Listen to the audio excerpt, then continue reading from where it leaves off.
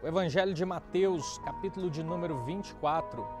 O Senhor Jesus vai nos narrar fatos que vão anteceder uma segunda vinda.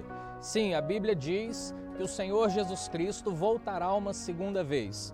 Não da forma que foi a primeira. A primeira vez, a Virgem concebeu e deu à luz. Ele nasceu humilde, numa manjedoura, no meio da cidade de Belém. No entanto, há uma segunda vinda também programada na eternidade. A segunda vinda, o Senhor Jesus não mais voltará de uma maneira humilde, nem tampouco entrará novamente no ventre de uma mulher, mas voltará como um rei glorioso para reger toda a terra. Ele é o rei do universo. Eu quero, então, dentre tantas profecias que narram o capítulo de número 24, compartilhar com o seu coração aquilo que está no verso de número 37. Pois assim como foi nos dias de Noé, também será a vinda do Filho do Homem. Jesus diz que a segunda vinda dele vai ser comparado ao que foram nos dias de Noé. Se nós continuássemos lendo o verso 38 e 39, nós veríamos que ele diz assim, que naqueles dias de Noé comiam, bebiam, casavam-se, davam-se em casamento, até o dia que o dilúvio veio e Noé entrou na arca. As pessoas viviam da sua maneira, da sua forma, da forma que elas achavam mais apropriado.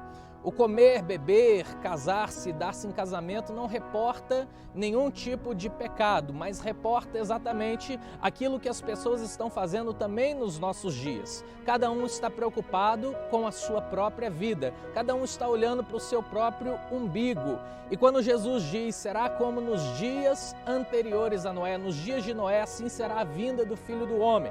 Eu quero então compartilhar o que diz em Gênesis 6, ali narra algo a respeito de Noé, a respeito do dilúvio, a respeito do tempo em que veio o juízo sobre a terra.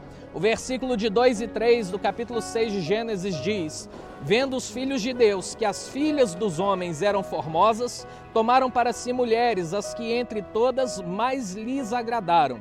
Então disse o Senhor, o meu espírito não agirá para sempre no homem, pois este é carnal, e os seus dias serão 120 anos. Isso daqui antecedeu os dias de Noé.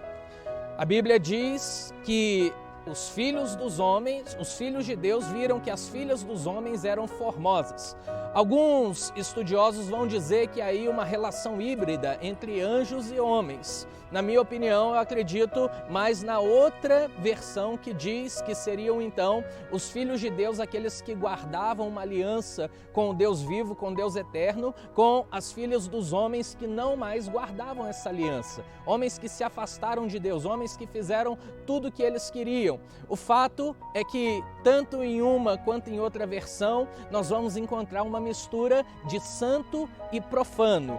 Aí, se você continuasse a ler, você veria que então veio o dilúvio, veio a palavra Noé, e Noé então construiu uma arca e foi livre, ele e a sua família e todas as espécimes animais. O que de fato Jesus está querendo nos dizer é que há também nos nossos dias uma mistura entre o santo e o profano. Há um tempo atrás nós víamos pessoas com muito temor de Deus, pessoas que não misturavam as coisas do mundo com as coisas de Deus, pessoas que na sua conduta e na sua vida tinham mais reverência, mais respeito. Hoje nós entramos em vários templos de adoração a Deus e nós vemos ali toda espécie de práticas, toda espécie de roupas, toda espécie de profano entrando dentro dos altares. O mundo tem invadido aquilo que é santo. Isso aconteceu também nos dias de Noé, quando os filhos de Deus tomaram para si mulheres todas quanto queriam das filhas dos homens. É o santo se misturando com o profano. Hoje em dia temos até práticas que nos remontam a um grande ecumenismo. Vivemos num tempo nova-erano em que o ecumenismo tem invadido todas as igrejas e nós temos aceitado coisas de tudo quanto é espécie de forma, mas nós temos que nos lembrar que Deus é santo. A palavra santo significa separado, significa que Deus não aceita qualquer tipo de adoração, Ele não aceita qualquer tipo de coisa, Ele não aceita aquele jargão que diz que todos os caminhos levam a Deus. Não, Isso é um erro, nem todos os caminhos levam a Deus. Jesus vai dizer, eu sou o caminho, a verdade e a vida. Ninguém vem ao Pai senão por mim. Ele é o único caminho que pode conduzir alguém à salvação. Nós vemos então que o tempo tem chegado. O Senhor Jesus está às portas. O Senhor Jesus está voltando. Então eu deixo um alerta para o seu coração, porque será como nos dias de Noé, assim tem sido também nos nossos dias. Uma mistura entre o santo e o profano, uma mistura entre aquilo que é de Deus e aquilo que não é de Deus. E as pessoas não têm mais consciência porque a mente delas se cauterizou. Eu quero então deixar um alerta no que diz a Escritura em Apocalipse capítulo 22, verso de número 11.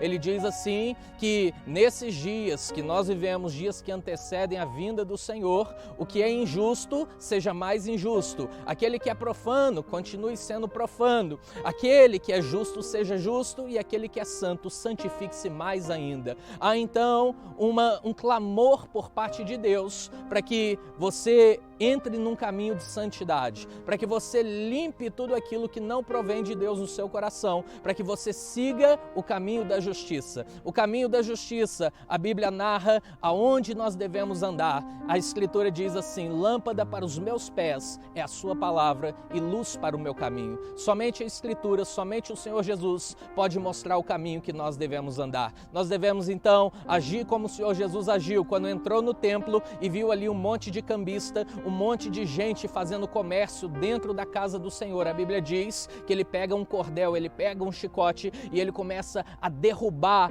toda aquela barraca, todas aquelas vendas, tudo aquilo que estava acontecendo ali. E ele diz assim, o zelo pela tua casa me consumiu. Assim eu espero também que o zelo pelo santo, o zelo por aquilo que é de Deus venha consumir o seu coração, que o seu coração arda na presença de Deus, em fazer aquilo que é certo, em não aceitar mais o santo e o profano juntos, porque esses dois não podem se misturar. Que Deus te abençoe, que Deus te ajude a limpar o seu caminho, que Deus te ajude a fazer aquilo que é bom e reto aos olhos do Senhor. Que o Senhor te abençoe e te guarde. Shalom.